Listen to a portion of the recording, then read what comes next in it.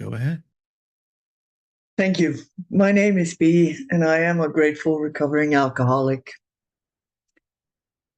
Thanks for having me, and thanks for being always such a gracious host, Kevin. And thank you all for being here with me tonight. This is a wee program. I cannot do this without you. Let's get the formalities out of the way. I have a sobriety date, which is August 23rd, 1992. And that's how long it's been since my last drink. It doesn't say anything about my spiritual fitness or the quality of my sobriety. I have a sponsor who has a sponsor who has a sponsor, and I have sponsees who have sponsees who have sponsees. I have a home group, ABC Newcomers. We meet daily on Zoom at 4 p.m. Eastern. You're more than welcome to come visit us. I'm sure that Elizabeth will put the info in the chat when the meeting comes to a close. So what else can I tell you? I'm Icelandic. I come from the great country of Iceland that is currently in the business of taking over as the biggest country in the world, since Iceland is growing and America is growing smaller. So that's where I come from. So I'm raised with volcanoes and glaciers and bad weather. And I come from an alcoholic household, and it does not make me an alcoholic. I was bullied in school, and that does not make me an alcoholic. I was a year ahead in school. I played the violin. I had a really strange surname. And, all of these things just sort of made me the prime target in school. And on top of that, I was lucky enough to be in the class with all the beauty queens in my school, right? So from the get-go, I'm at a position of lacking. I'm lacking everything. I'm lacking this. I'm lacking that. And I had two brothers growing up, one who was 6 years older than me and another who's 2 years younger than me. And I know this comes as a shock, but all three of us turned out alcoholic.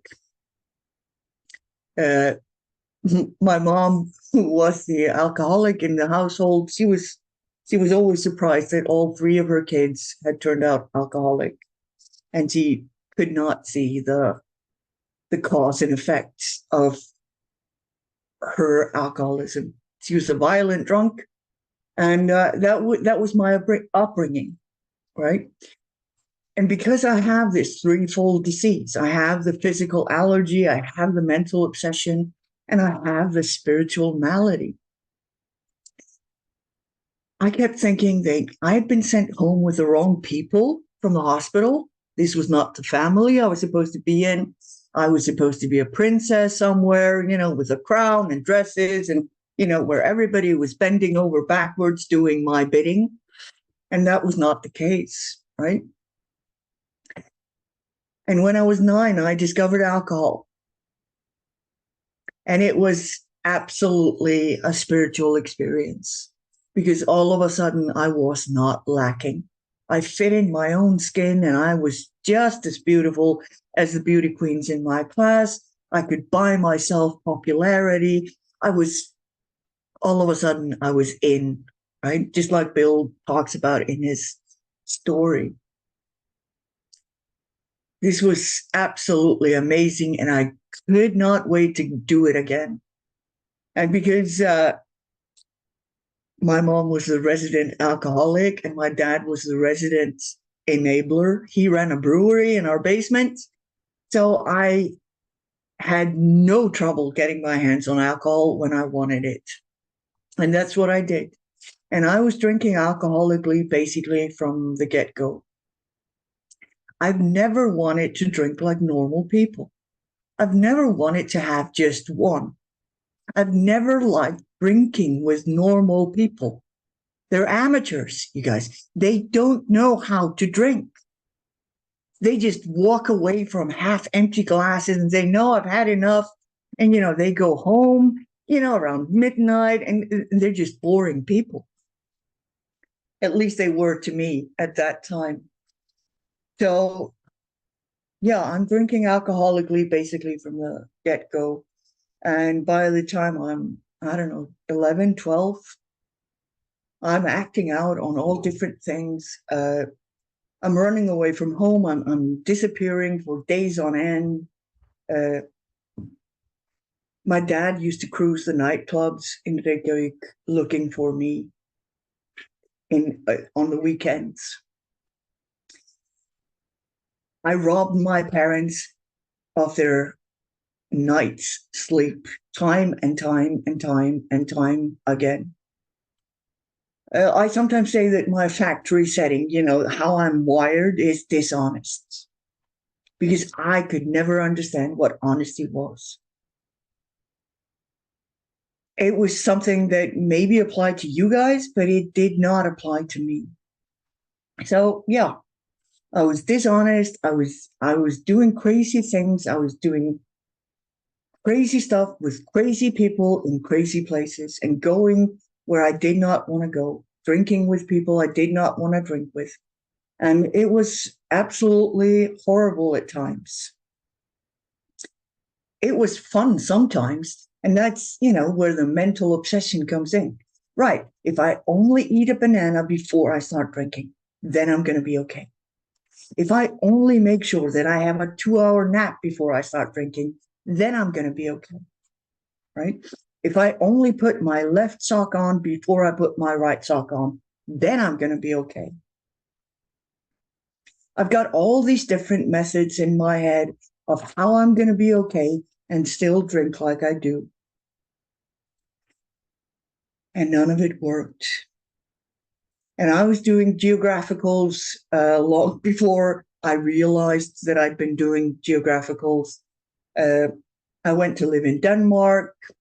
I did that twice. It did not work. Uh, Moved out to the east coast of Iceland for one summer. That did not work. I was sent to a boarding school on the north coast. And you know what? I always find the company that I crave. Always. Every single time. And there is nobody more surprised than me when I do a geographical and I open my bags and there I am, right? Because I always take me with me. And I am always absolutely flabbergasted that there I am. I'm like, but this was supposed to cure it. This was supposed to fix it.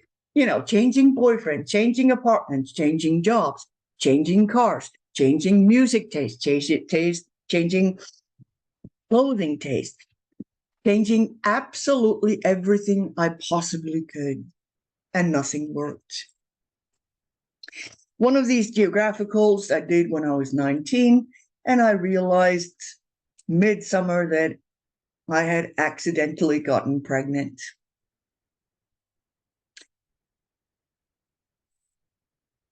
I wish that was where I got the hint that maybe AA was a solution. It didn't. Uh, I stopped cold turkey drinking and doing all the outside issues that I was doing until I had the sonar inspection and was told that my baby was healthy with 10 fingers and 10 toes and a brain and a heart and a spine and everything was okay. And I sold myself the idea that pregnant women can drink red wine because it's really good for pregnant women to drink red wine, right? So what do? See, I'm an alcoholic. I drink red wine when you guys see. But when I'm alone in my home, I'll drink whatever because I cannot be in me. I cannot be in my own skin and be okay. So I drank for the majority of that pregnancy, and I had a beautiful, beautiful baby boy who was perfectly healthy, and that was not through anything I did. And I dragged that beautiful little boy through hell and back with me for the first 3 years of his life. Because that's when things got really, really, really bad and really out of hand. I was I can remember as you know, as far back as I can remember, I had promised myself that I was never gonna treat my kids the way my mom treated me. I was never gonna do the things that my mom did to my kids. And what happened was that I woke up the one morning in, I don't know, January, February of 1992 to the cold, hard truth that I had turned into my mom. And I was beating my almost 3-year-old kid. That's who I am. My younger brother had been living with me for a while and he had gotten arrested, I don't know, a few days before, and he got sober in jail. And I ended up going into detox and 4 weeks of rehab. And I wish that was my story and that I got sober and stayed sober, but it's not. Relapse is also part of my story. Or relapse, or what you want to call it, because I went into that detox. I was 22. I was dying of alcoholism and anorexia. I could not face anybody. I could not look anybody in the eye. And I went through 2 weeks of detox, 4 weeks of rehab, without ever once conceding to my innermost self that I am an alcoholic. I thought my problems were outside issues, and that was all there was to it. And it wasn't.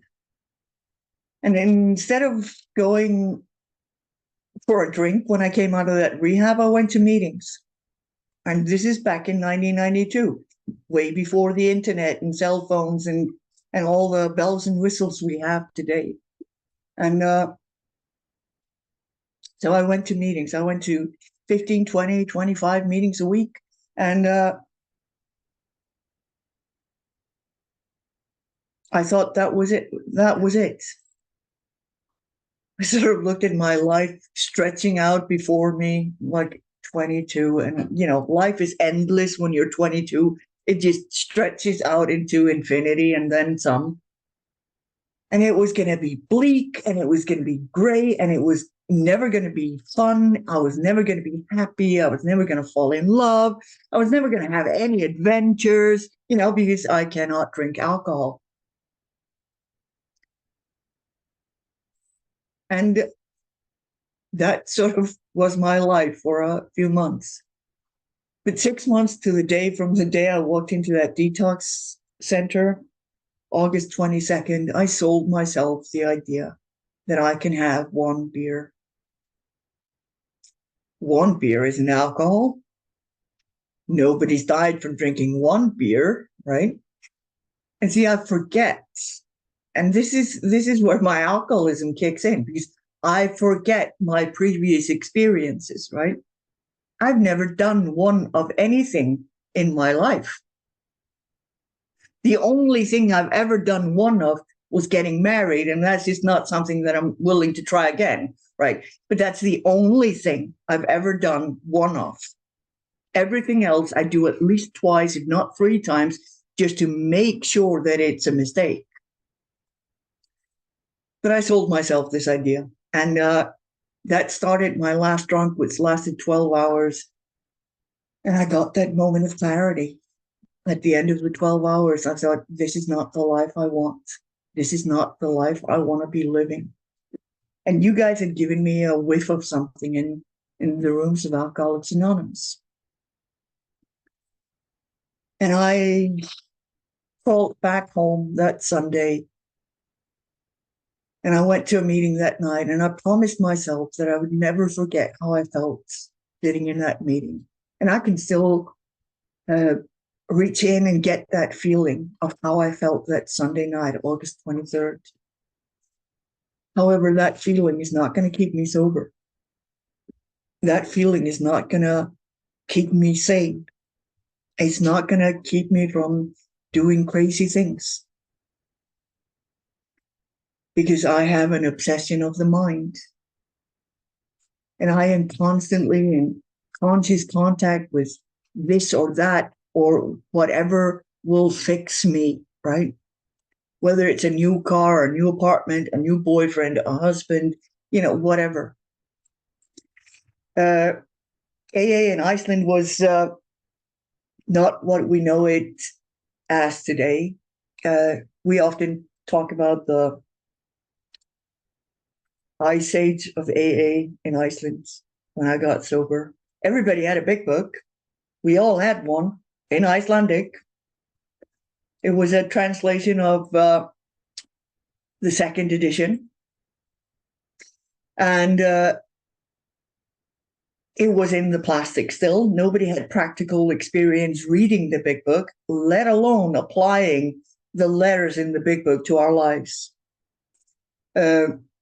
Most of us had a copy of 12 and 12 as well. And there were isolated groups that were like super, super weird people that were sneaking into the meeting rooms like a couple hours before the meeting started, and they would sit around a table and read the 12 and 12. And then they would have a philosophical discussion about the step they read about. But again, nobody had practical experience with applying the steps in their lives. So that's the AA that I got sober in. I got sober on fellowship alone. And it felt like I had to hold my breath in between meetings. And I went to a lot of meetings. But in 1998, and by this time, obviously, I'm a veteran of AA. I've been sober 6 years. I'm one of the old timers, you guys. I'm so dry, I'm peeing dust. Some crazy, crazy newcomers had gone to California. And they were sober like 2 months or something. They were absolutely crazy. But they had gone to California. And they had heard Joe and Charlie in California. And what do these crazy newcomers do? They decided to bring Joe and Charlie to Iceland. So that's what they did. And Joe and Charlie revolutionized AA in Iceland. And it was absolutely beautiful, and it was absolutely horrible, and it was a bloody revolution, and it cost a lot of lives. It split AA in Iceland into 2 factions. There were the crazy people, we called them Talibans, because they were hitting us over the head with the big book, telling us we weren't sober because we hadn't worked the steps. And then there were the old timers like me with 6 years under their belt saying, you have no idea what this is about, leave me alone. Sadly, there was a lot of people in the rooms of Alcoholics Anonymous at the time that started playing doctor. And they were telling people that they had to stop taking their medication. So there were a lot of lives lost. But, and here's the silver lining, the result is that we have a beautiful, beautiful solution-based AA in Iceland as a result. But for somebody like me, an untreated alcoholism with my ears slammed shut, I was not willing to get on board with these crazy people with that crazy glint in their eyes telling me that I wasn't sober. So I went to any lengths I could do to stay in my little corner of AA where I could just vomit over the meeting. My life is miserable. My washing machine broke. My kids are absolutely horrendous. Whatever. And ever so slowly, I'm getting edged out of AA because there's just no room for me to go.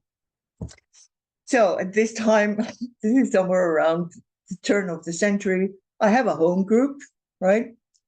And my home group is the anniversary meeting of AA in Iceland, which was founded on Good Friday, 1954.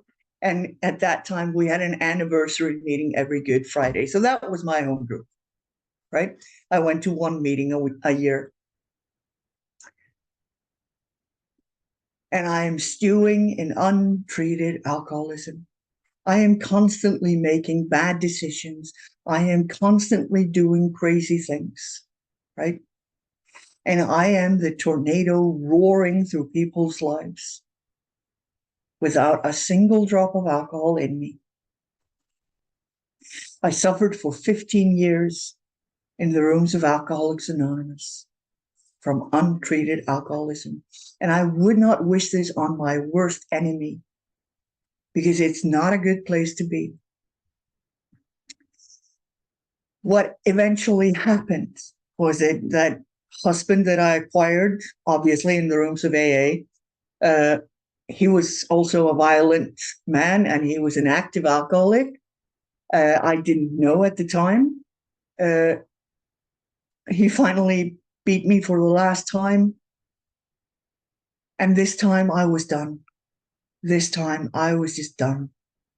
I just could not go on living life the way I had been living it. And I walked into the rooms of Alcoholics Anonymous with two black eyes and broken bones and, missing teeth and God knows what else. And I walked up to a woman and said, "Can you please help me? I'm dying of alcoholism.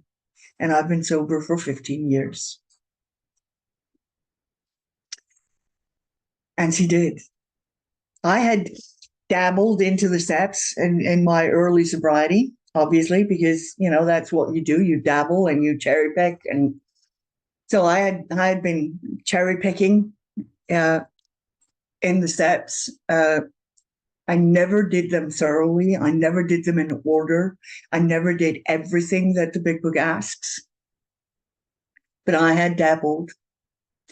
And this time around, I just did what she told me to do. I did not have an opinion. And I worked through all 12 steps without having an opinion, without saying, yeah, but, without saying, yes, I know, because I realized that I know nothing, right? And since then, life has been absolutely fantastic and horrible and difficult and heartbreaking and everything there is in between, because that's life. But I've been okay in my skin. I've been okay in my life. I've been okay with me. I've been okay with the people around me because I have the 12 steps in my life. I have a God of my own understanding. I had acquired God in that last rehab. I went to rehab again after that last drunk, and I had acquired God there. And this was when I started trusting God, like really, really trusting God. My favorite page in the Big Book, at least these weeks, is page 124, because I get to use my darkest past and my most difficult moments for somebody else's good. That's where the miracle lies for me. I've gone through so many difficult and heartbreaking things in my sobriety, but I've gone through them hanging on to the knowledge that at some point in time, I will know why, and I will get to use the experience for somebody else's good. It hasn't always been easy. Sometimes I've had to be sober for 5 minutes at a time because a day was just too long.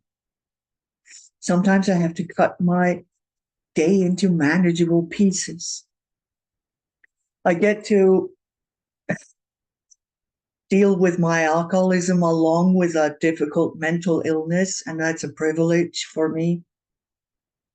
It means that I'm on disability, so I don't have to work. So I get to be a 24/7 AA woman, a lady of AA.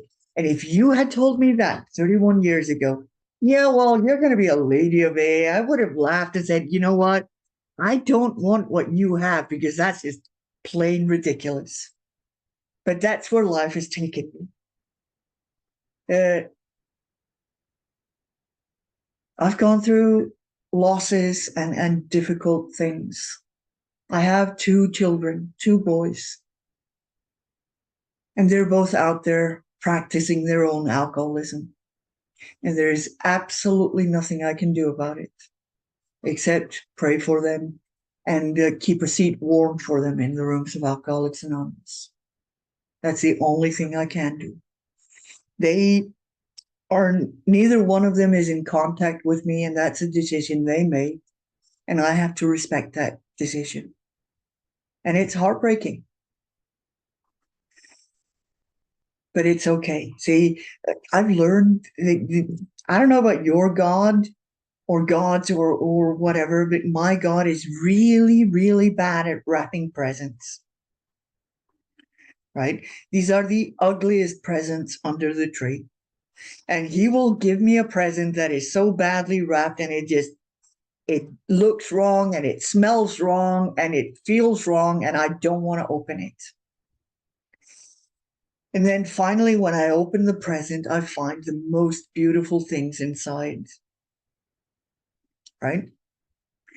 So I have my kids with two different men, and my younger kid I have with a violent man, and it was absolutely horrible. It was absolutely horrific experience, and I have been blessed to get to use that experience to help so many people, not just in the rooms of Alcoholics Anonymous, but also people outside the rooms of Alcoholics Anonymous. People have asked me, how dare you get through that sober? And I always say, it's not me, it's God. See, God's grace rains equally down on everybody. But I have to have my hands open to receive it. I cannot receive God's grace when I'm going through life white-knuckled and with my fists up. I don't get any grace from that. But I've gotten so much grace in my life, you guys. I've gotten so many beautiful gifts that have been wrapped up in difficulties and hardship and trauma and God knows what else. And I get to take it and use it to help somebody else.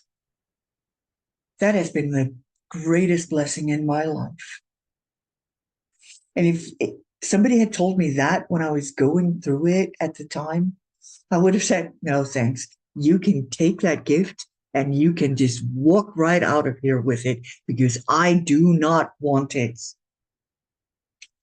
So life has taken me all over. And as I said, God wraps presents badly for me. So in 2012, I got one of these presents, right? And it looked like, yeah, you're going to lose your apartment. You're going to have to pack up all your stuff and put it into storage and be homeless for a while. And I'm like, really? Is that the deal? No, thanks. But yeah, well, here you are, right? And as a result, I got to move to Ohio, of all places, just outside of Akron. And I got to live there for almost a year. It was absolutely magical, you guys. Absolutely magical, right? And I was staying with a friend who was not in the program of Alcoholics Anonymous. And I've been there for a few months, and all of a sudden, she's homeless too. She's losing the house. And I'm having this huge argument with God. Like, really, dude? Really? Twice in 1 year? Wasn't once enough? Right? And I'm just being super, super angry at God. And I go to my home group Thursday night at St. Joe's in Austintown. And one of my beautiful friends there, we're standing outside smoking before the meeting starts, and I'm lamenting, the troubles I'm in, and standing up homeless in America of all places. I don't have any family to fall back on, and poor me, poor me, poor me, right? And she looks at me and says, "Hey, B, just a quick question. Your friend that you're staying with, has she ever been homeless?" I'm like, It's a stupid question, but no, I don't think so. Says he gave me that beautiful smile and she said, well, is it possible that God put you there to help her deal with this experience in her life? And I'm like, yeah. See, I want to know better. I want to say yes, but yes, I know, but I couldn't. And I got to walk my friend through that experience, right?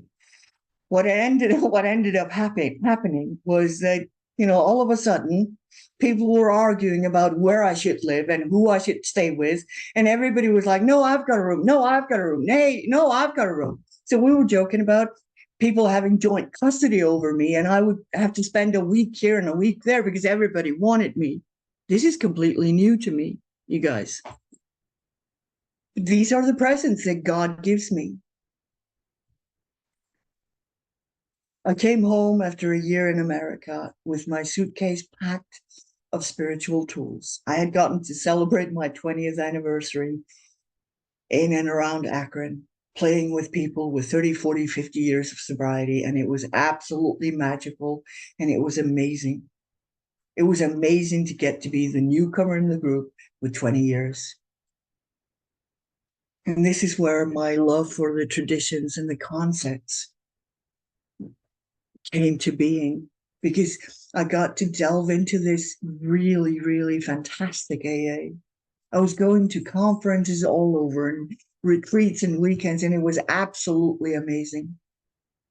And I learned so much, not just about Alcoholics Anonymous, but about me as an alcoholic. And I came home to Iceland with all these tools and I started implementing them into my fellowship. And it was beautiful to see and it was beautiful to watch. And then, God steps in again. Hey, it's been a while since you've had a present for me, girl. I'm going to give you one now. Right? So, Christmas 2017, he gives me another of those ugly presents. I was in a committed relationship with a man, and I got a divorce or a breakup for Christmas, and my life completely collapsed. I didn't have a place to go. I didn't know what to do. And on top of that, my family sort of decided that they were going to keep him and let me go. So I lost my home, I lost everything I had, and I lost my family. And see, this is one of the most beautiful gifts I've ever been given. I didn't see it at the time, but I can see it now because my hindsight is always 2020, and I always get to understand life backwards, but I have to live it forward. In January of 2018, I was basically a nervous wreck. I was crying 24/7. I did not know how I was going to get through this. And I had a friend who was living in Spain at the time, him and his wife, and they were on their Christmas vacation in Iceland. And they said, hey, why don't you just buy a ticket one way and come stay with us? We have a spare bedroom and you can stay for as long as you like. And that's what I did. I packed the only two suitcases I had left with a few belongings that I had left, and I flew to Spain. For the first time, I'd never been to Spain, and I flew one way to Spain. See, this is where Alcoholics Anonymous takes me, right? And I've been in Spain since. My life does not look like much. I live alone with 3 cats, and my life is like sort of like the tent in Harry Potter or the TARDIS in Doctor Who. It's tiny from the outside.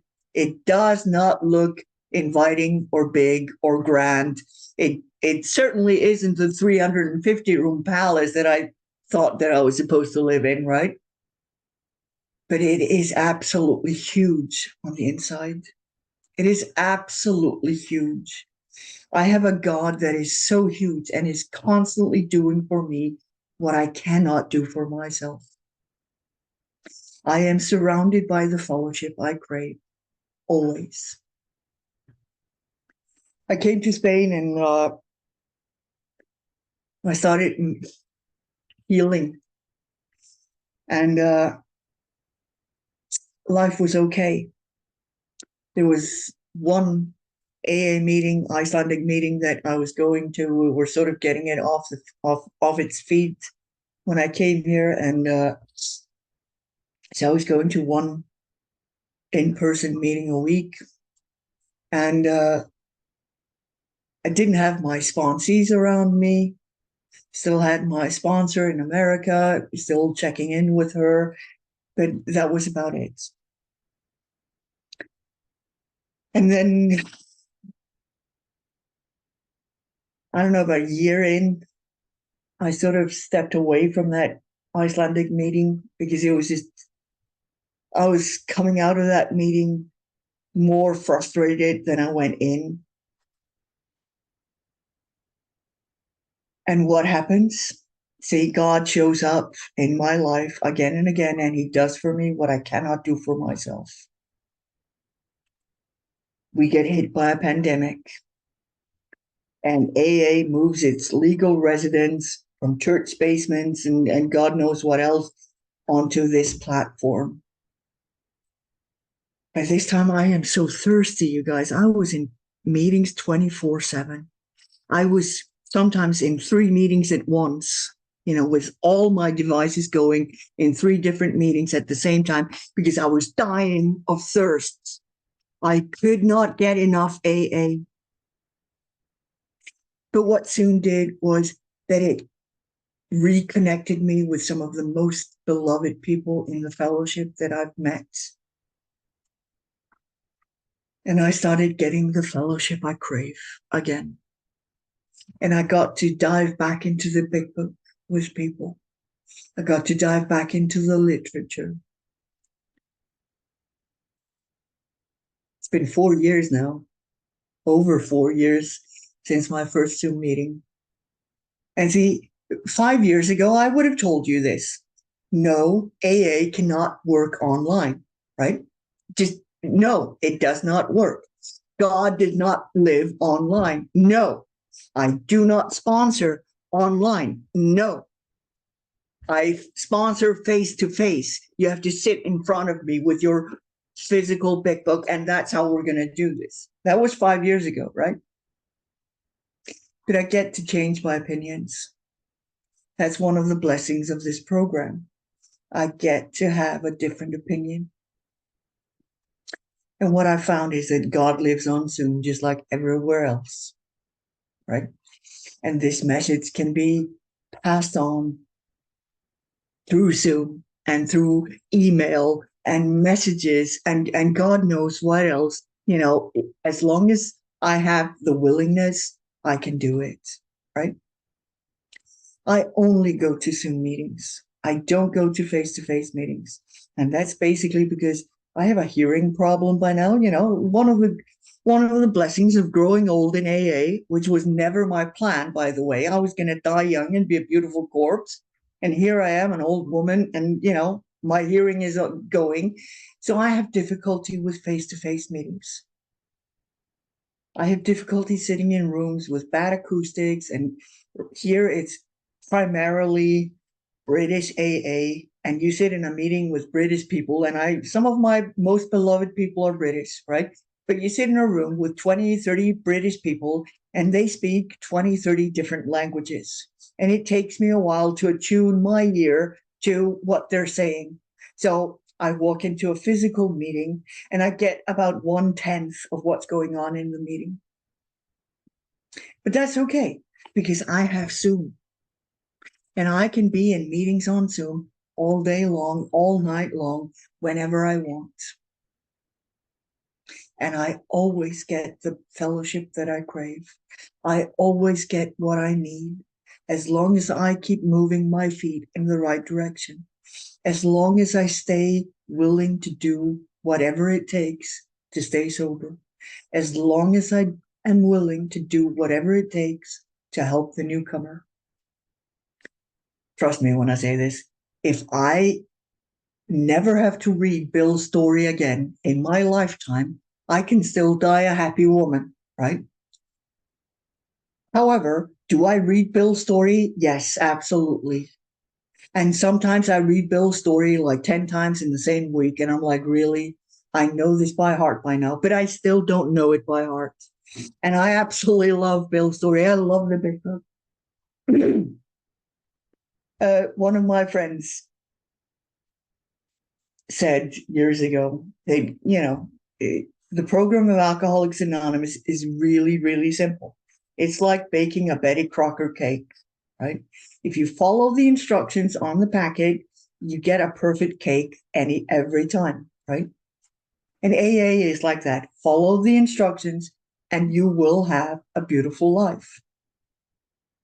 That has been my experience. When I follow the instructions, when I keep moving my feet and doing the next right thing and not have an opinion on it, my life is good. And I am okay right here, right now. I am not suffering from untreated alcoholism. Not anymore. I start my day with prayer and meditation, and I end my day with prayer and meditation. I have a conscious contact with my higher power. And I talk to God all day long. I have a lot of sponsees, and that's okay. Because I always want to know things. I want to understand things on the molecular level. I want to know how things work, right? And one of the things that I needed to know was how many sponsees are too many sponsees. So I asked a woman that I really respect and love and in the program, like, hey, so can you tell me how many sponsees are too many? And she smiled, that beautiful angelic smile she has. And she said, B, are you God? I'm like, no, okay. And then she just kept on with the conversation that was going on around us. And I'm like, hey, but how many sponsees are too many sponsees? I have to know. And again, she gave me that beautiful smile. Are you God? No, but I need to know. Well, and then she looked at me and said, well, if you trust God, can you trust God to keep it in balance for you? I'm like, how is that going to work? Right? Because again, I need to know. I need to know. Inquiring minds need to know, and I need to know. But this is my experience. Every time I do not have an opinion on what sponsees God sends to me, my life is okay and it is in balance. And I have all the time in the world for my sponsees. But then, occasionally, not as many times this year as last year or 5 years ago, uh, I will have an opinion. And I'm like, yeah, no, I am not going to sponsor Elizabeth. Just no. Elizabeth, sorry, I'm fully booked. But, you talk to somebody else, I'm sure they can help you, right? And what invariably happens? My life becomes unmanageable. I don't have any time for anything. I don't have time for my sponsees. I don't have time to call my sponsor. I don't have time to log into service. I don't have any time at all until I drop my hands and I say, you know what, God, you got this. So I'm going to trust you.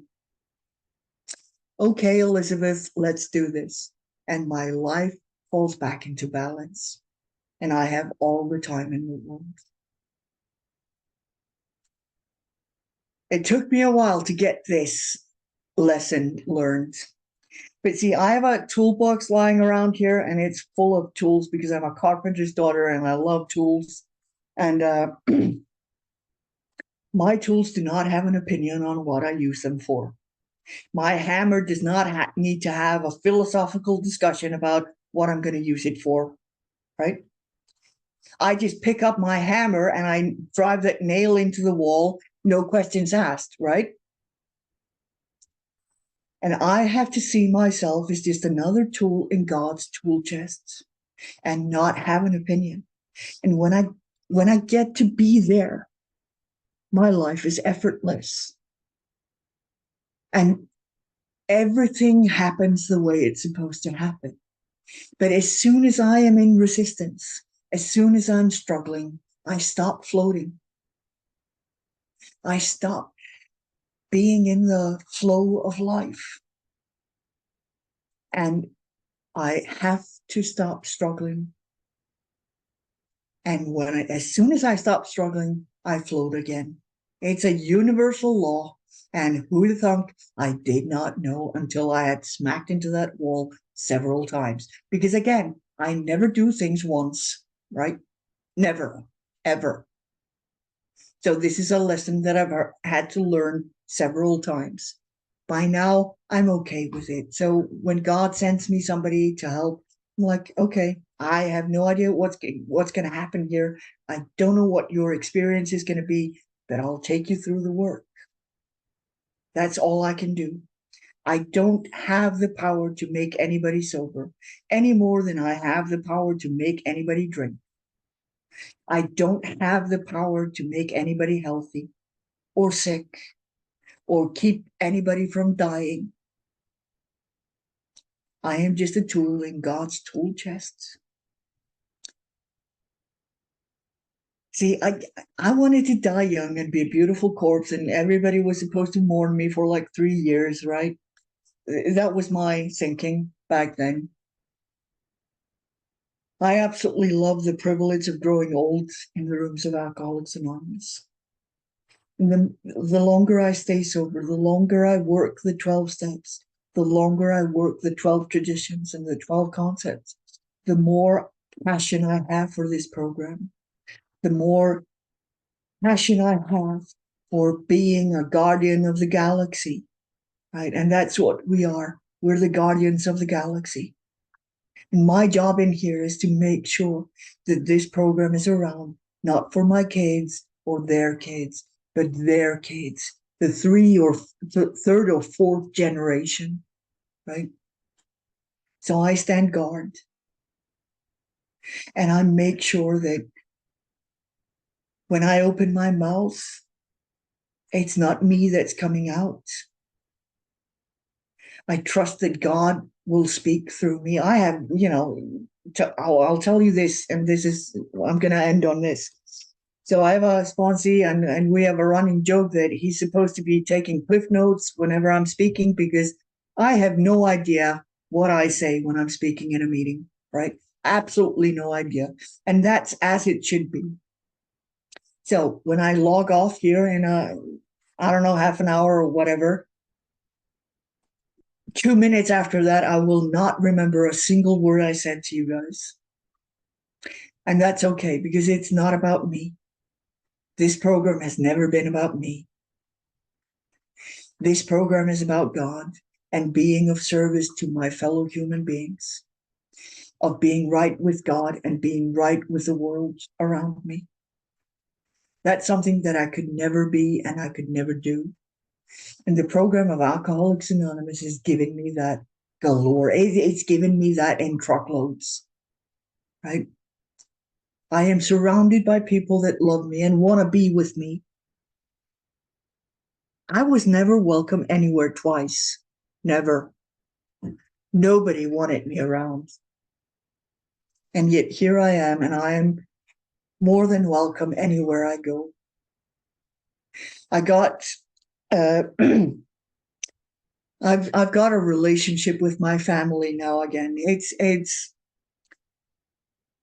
I don't have the English words for it. It's precarious, but it's there.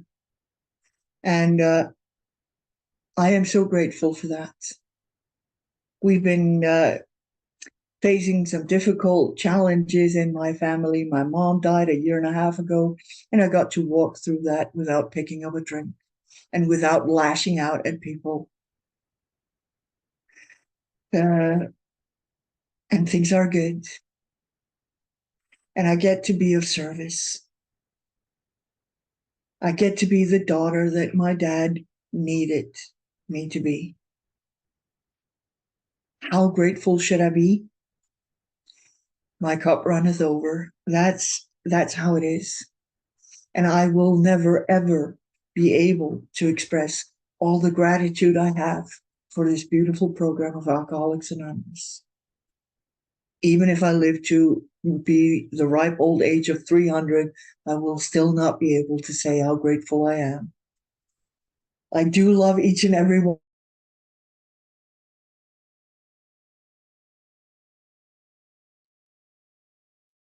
Mm. Please take some with you when you leave, because nobody needs to feel hopeless ever again. And that's all she wrote. Thank you all. I love you. Have a happy 20.